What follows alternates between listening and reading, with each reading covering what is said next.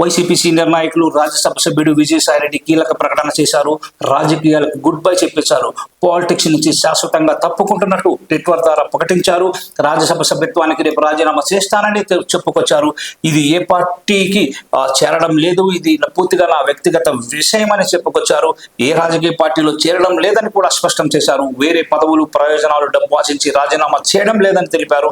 రాజకీయాలకు good bye చెప్పే నిర్ణయం పూర్తిగా తన వ్యక్తిగత విషయమని కూడా చెప్పుకొచ్చారు. తనపై ఎలాంటి ఒత్తిళ్లు లేవని, తనను ఎవరో ప్రభావితం చేయలేదని తెలిపారు.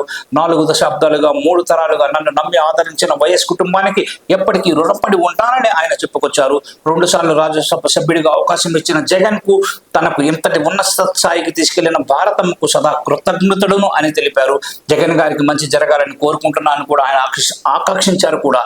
అయితే పార్లమెంటరీ పార్టీ నాయకుడిగా, రాజ్యసభలో ఫ్లోర్ లీడర్గా, పార్టీ జాతీయ ప్రధాన కార్యదర్శిగా రాష్ట్ర ప్రయోజనాల కోసం చిత్తశుద్ధితో, శక్తి వంచన లేకుండా కృషి చేశానని విజయసాయిరెడ్డి తెలిపారు.